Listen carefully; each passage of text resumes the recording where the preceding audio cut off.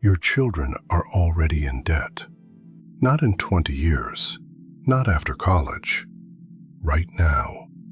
Before they can walk, before they can read, before they understand what money is. This is ledger, where the mechanisms they hide become visible. And what I'm about to show you isn't theory. It's the architecture of your entire life. The moment a child enters the world in the United States, they inherit roughly $100,000 in federal debt, not debt they signed for, debt accumulated before they existed. That number grows every second. $6,000 per second, to be exact. By the time that child turns 18, the debt they've inherited will have doubled, and they'll be told this is normal. But here's the mechanism they never explain. That debt isn't just a number, it's a claim on their future labor. Every tax they'll ever pay, every hour they'll ever work, already spoken for. Debt slavery is older than civilization itself. 5,000 years ago in Mesopotamia, farmers borrowed grain from temples. When harvest failed, they didn't just lose their crops, they lost their land, then their freedom. Then they sold their children into servitude to clear the debt. The language changed. The mechanism didn't. Today we don't call it slavery. We call it a mortgage, student loans, credit cards, a 30-year plan. But the principle is identical. Trade your future for survival today. Modern debt began in 1694. England was at war with France. The king had no gold left, so he struck a deal with merchants. Lend me money now, and I'll pay you interest forever. Extracted from my citizens through taxes. The Bank of England was born, and with it, the government bond. A piece of paper that said, I owe you, not today, not tomorrow, but always. This was revolutionary. Suddenly, nations could spend money they didn't have. Wars could be fought on credit. Empires built on promises. The future could be borrowed and spent today. France copied it. The Netherlands perfected it. The United States adopted it to fund its revolution. Debt became the fuel of progress, the invisible foundation of every modern nation. But the real turning point came in 1971. President Nixon severed the dollar's link to gold. Before that moment, every dollar represented something real, a fixed amount of metal, a tangible claim on wealth. After that moment, money became pure belief, backed by nothing except the promise that the government would honor it. And what backs that promise? Your labor, your taxes, your future. This is why your children are born in debt. The money they'll use their entire lives is itself a form of debt. Every dollar is someone's IOU, usually theirs. Today, total global debt stands at $315 trillion, 3 times the size of the entire world economy. The United States alone, $38 trillion.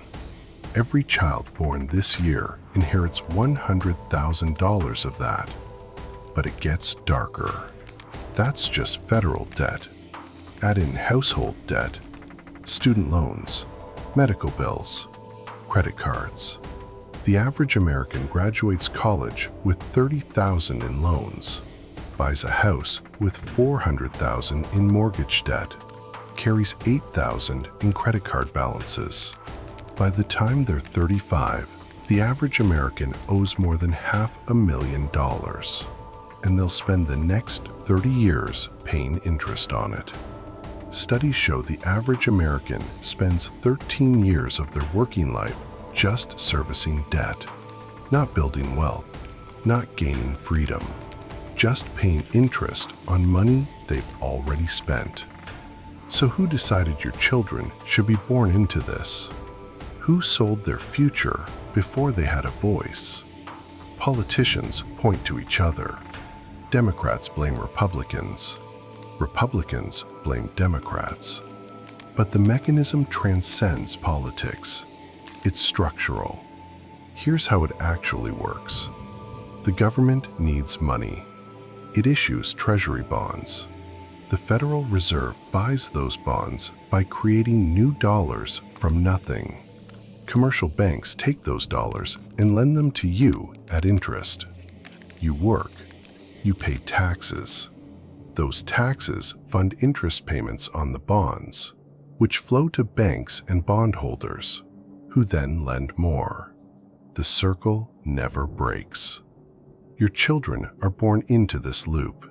They'll work inside it their entire lives, and unless something breaks, their children will too. Every empire in history that ran on debt eventually collapsed. Rome debased its currency until soldiers refused to fight for worthless coins. The empire fell not to barbarians, but to bankruptcy. Weimar Germany printed money until it took a wheelbarrow of bills to buy bread. Life savings evaporated in weeks. Zimbabwe turned trillion-dollar bills into souvenirs. Venezuela made the same mistake a generation later. The difference today?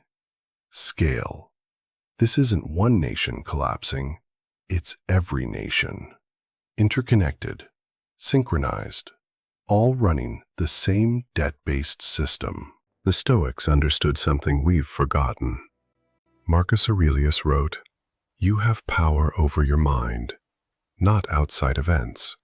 Realize this, and you will find strength." Seneca, one of Rome's wealthiest men, said, "Slavery resides under marble and gold." He meant that debt is the most elegant form of control. The debtor works willingly, believes he's free, never sees the chain. Your children will inherit debt. That's already decided, but they don't have to inherit the mindset that makes it permanent. What survives when money fails? Not paper, not promises. Skills. Knowledge that creates value. The ability to build, grow, fix, teach. Relationships that exist outside transactions. Networks of trust that don't require a credit score. Assets that exist in the real world. Things governments can't print. Things banks can't seize with a keystroke. Your children are born into debt. But debt is just a story. A collective agreement about who owes what to whom. Throughout history, when debt became unpayable, societies reset. They called it Jubilee. Debt forgiveness. A fresh start. It happened in ancient Israel every 50 years. It happened after both world wars.